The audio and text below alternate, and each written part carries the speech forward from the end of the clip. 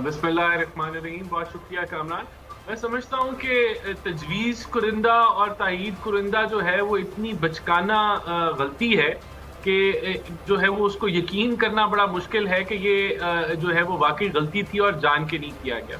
तो इससे ये शक ज़रूर पैदा होता है कि पीटीआई ने फरार का रास्ता इख्तियार किया और इस इलेक्शन से जो एक उनको बदतरीन शिकस्त होनी थी वो पहले ही उससे भाग गए।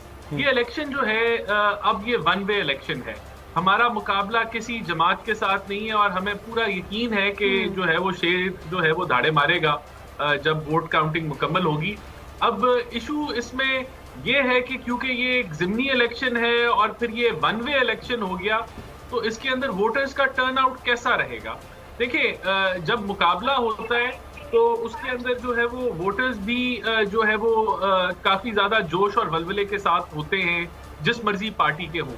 लेकिन जब मुकाबला ही ना हो तो फिर जो है वो काफी लोग इसी उम्मीद में होते हैं और वो उनको यकीन होता है कि ये इलेक्शन तो हमने जीत ही जाना है। तो इस बुनियाद पे शायद वोटर टर्नआउट इतना ना हो, लेकिन जो हम देख रहे हैं कि ये एक नॉन कॉन्टेस्ट होगा, मुकाबला नहीं है। ये वन वे इलेक्शन है। हमारे जो जो जो बूथ्स बार बने हुए हैं पोलिंग स्टेशंस के, अल्हम्दुलिल्लाह हम मुतमईन हैं, क्राउडेड हैं और ये एक वन वे इलेक्शन है बगैर किसी मुकाबले के। सर ये तो आप कह रहे हैं ना कि ये वन वे इलेक्शन है। हम देख रहे हैं कि पाकिस्तान पीपल्स पार्टी भी खासी पुरउम्मीद है और अपने तौर पर तो वो भी ये कह रहे हैं कि ये इलेक्शन हम जीतेंगे। तमाम ही पार्टियां जब इलेक्शन में खड़ी होती हैं तो वो यही कहती हैं कि हम जीतेंगे, जिस तरह आप कह रहे हैं कि वन वे इलेक्शन है। और अभी जो हम देख रहे हैं जो वोटर्स हैं वो इतने कोई खास बाहर नहीं आए हैं। इवन आपकी जमात के भी कोई खास वोटर्स, जैसे हमारी नुमाइंदा हमें बता रही थी कि उम्मीद तो ये की जा रही थी कि नून लीग का वोटर बाहर आएगा, वो भी नहीं आए हैं। तो इस पे क्या कहेंगे आप? देखिए, जो ज़िमनी इलेक्शन होता है उसमें एक इलेक्शन का माहौल जो है वो पूरे मुल्क में नहीं होता ना। मीडिया के ऊपर वो इलेक्शन बहुत ज़्यादा डिस्कस किया जा रहा होता है, वो सिर्फ उस इलाके में होता है। तो होता ये है कि इस तरह के इलेक्शन के अंदर वोटर को निकालना एक चैलेंज होता है। फिर ऊपर से ये हो कि जो जिसने मुकाबला करना है वो वैसे ही भाग जाए और पीटीआई जिस तरह इस मुकाबले का हिस्सा ही नहीं है, तो उसके बाद तो जो है वो काफी जो तासुर है हमारे पीएमएलएन के वोटर्स का वो यही है कि ये वन वे इलेक्शन है। उसके बावजूद मैं समझता हूँ कि हम एक बड़ी लीड से जीतेंगे। पीपल्स पार्टी की जो आपने बात की, देखें पीपल्स पार्टी का अभी मुझे याद है खुशाब में एमपीए का इलेक्शन था, वो कल्लू साहब थे जिनकी वफात होगी, तो उधर भी मेरे ख्याल से उन्होंने कोई 1000 या 2000 वोट लिए। तो पंजाब में पीपल्स पार्टी की 7 सीटें हैं, तो इतनी उनकी प्रेजेंस पंजाब में नहीं है। और मैं नहीं समझता कि ये जो मीडिया पे आपको नजर आ रहा है कि उनके वर्कर्स अगर कुछ एक्टिव हैं या उन्होंने ये अपने बैनर्स और फ्लेक्सेस लगा ली हैं या उन्होंने जो है वो बूथ्स खड़े कर लिए हैं, तो ये वोटों में भी तब्दील होंगे।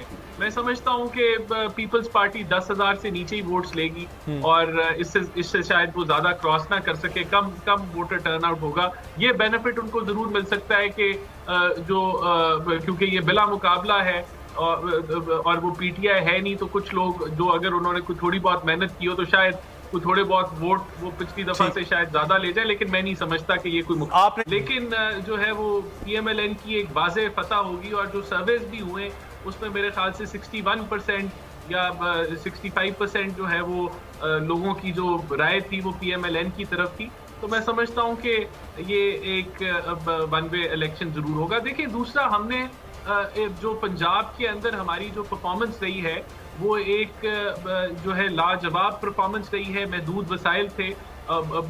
हमने जो 10 साल शहबाज साहब की जो हुकूमत थी उसके अंदर पंजाब के अंदर 55 के करीब नए हमने हेल्थ फैसिलिटीज़ दी, कुछ अपग्रेड्स किए।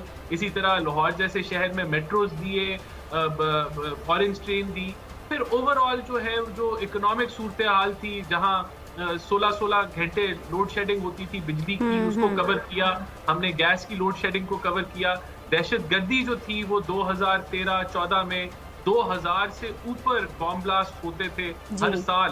तो वो एक ऐसा माहौल, उस माहौल में जो है ज़रबे अज़्म करना और फिर रद्दुल फसाद जैसे ऑपरेशन, फौज की फंडिंग डबल करना कि वो अफगानिस्तान बॉर्डर की फेंसिंग करें, फिर सीपैक जैसे प्रोजेक्ट्स का आना, तो ये वो सारी और फिर महंगाई जो आज का जो सबसे बड़ा मसला है, हमने अपनी गवर्नमेंट के अंदर जो एवरेज 5 साल की जो इन्फ्लेशन की शरह थी वो 5% से कम थी और आखिरी साल में तो 3 से 4% के दरमियान थी।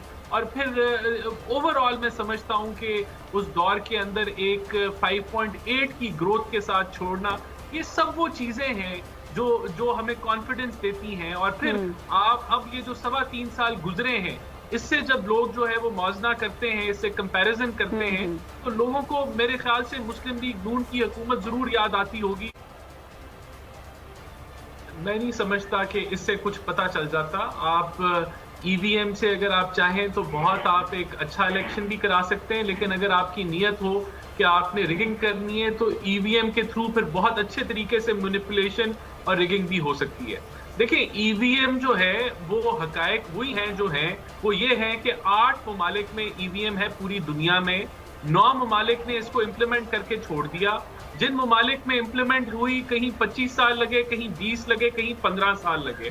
दूसरा ये कि जो जर्मनी जैसे मुल्क हैं जो टेक्नोलॉजी के माहिर हैं, दुनिया में टेक्नोलॉजी सप्लाई करते हैं, वहां भी ईवीएम के ऊपर सवालिया निशान उठे हुए हैं और शायद प्रोजेक्ट्स रिवर्ट बैक कर रहे हैं। देखें, ये इलेक्टोरल रिफॉर्म जो हैं वो जो ईवीएम है, ईवीएम वहां लागू की जा सकती है जहां रियासत पे सब स्टेक होल्डर्स को इत्मीनान हो, ईसीपी जो है वो मैनिपुलेट ना हो सकता हो, वहां उसके ऊपर किसी का वजन ना हो, भार ना हो, वहां ईवीएम शायद मुमकिन हो कि आप इम्प्लीमेंट कर दें।